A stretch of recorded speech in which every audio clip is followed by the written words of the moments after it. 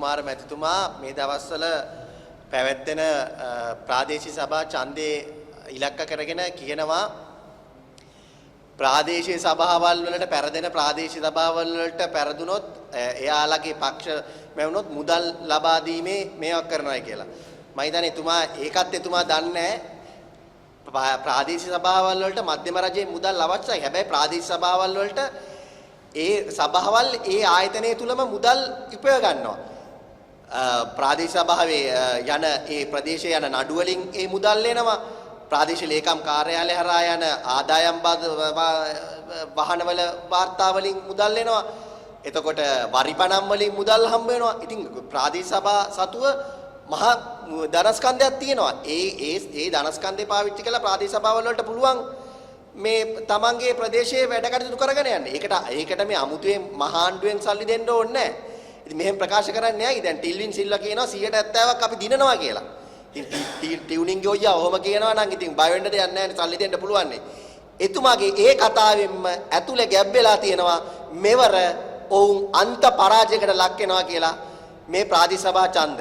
එම බයට තමයි ජනාධිපතිලා තප්පුලන්නේ අපි මේවට දෙන්නේ නැහැ පෙරදුනොත් දෙන්නේ නැහැ කියලා. මේක සම්පූර්ණයෙන් මම හිතන්නේ උදේගම පිළිමතුමා පැහැදිලි කරයි මේක සම්පූර්ණ මැතිවරණ නීති උල්ලංඝනය කිරීමක්. එහෙම යාට කියන්න බෑ. එහෙම සල්ලි දෙන්න බෑ කියලා. ඒක අමුයේ යා මැතිවරණ නීතියක් උල්ලංඝනය කරනවා. එක්ක නොදන්න කමට. ඉතින් ඒ වගේම දළදා ප්‍රදර්ශනය ගැන මෙතුමා ගම්මන්පිල මෙතුමා ඉතා පැහැදිලිව කරුණු ප්‍රකාශ කරා. එහිදී දෙයක් කියන්න ඕනේ දළදාවක් ප්‍රදර්ශනය කරන්න දන්නේ නැත්නම් එන්න අර බංකු අර කවුද කියවනේ බංකු අරගෙන ජාතික ආරක්ෂාව ගැන එන්න කියලා. බංකුවයි පුටුවයි දෙකම එකයි. බංකුමනේ එතකොට. එහෙමනම් එන්න උදේගම්මන්පිල මෙතුමා ගාවට ඔය බංකුයි අරගෙන එතුමා කියයි කොහොමද රාජ්‍ය ගෞරවයක් සහිතව බුද්ධානම්මන ප්‍රීතියෙන් මේවා මෙමෙනි උත්සවයක් කරන්නේ කොහොමද කියලා. හිරු ආයතනයේ ගිහිල්ලා රෙනෝ සිල්ලා මැතිතුමාව හම්බෙන්න. දෙරණ ආයතනයේට ගිහිල්ලා මනුසත් දෙරණ හම්බෙන්න. සුවර්ණවාහිනී ආයතනයෙන් ආගන්න. ඔවුන් කියලා දෙයි මේවා කොහොමද ඒ බුද්ධානම්මන ප්‍රීතියෙන් කරන්නේ කියලා. මේක ලයිට් එකක් නැහැ.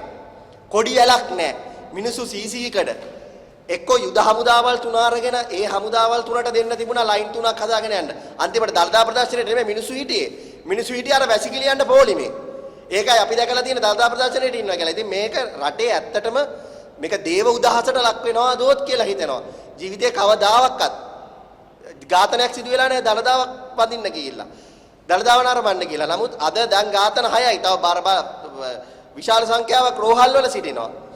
ඉතින් ඇත්තටම අපි කියන්නේ ඒකයි නොහැකියාවක් ඇති රජයක් නුවර සුද්ධ කරගන්න බැරි රජයක් කියනවා නම් අපිට දෙන්න රට හදන්න කියලා ගම හදන්න කියලා දෙයියන්ගෙම සරණයි බුදුන්ගෙම පිහිටයි ওই ගම්වල සිටින අර 68 ලක්ෂයක් දුන්න අර 2005ට පසු අපේ අර බිහුණානේ විශාරදවරලා ඒ ඉතින් බොහොම දෙයියන්ගෙන් පිහිටයි මේ කියන උදවියට මේක කරගන්න බැරි නම් ගම්මන්පිල මැතිතුමා ඉතාමත් පැහැදිලිව කිව්වා ඒ තාක්ෂණානුකූලව කරන්න ඕන දේ එහෙමවත් කරගන්න බැරිව තව කතා කරොත් රටේ තියෙන ඉතුරු නගර සභා ටිකත් මේගොල්ලන්ට දුන්නොත් අනේ හපොයි තමයි ඉතින් රටට වෙන්නේ.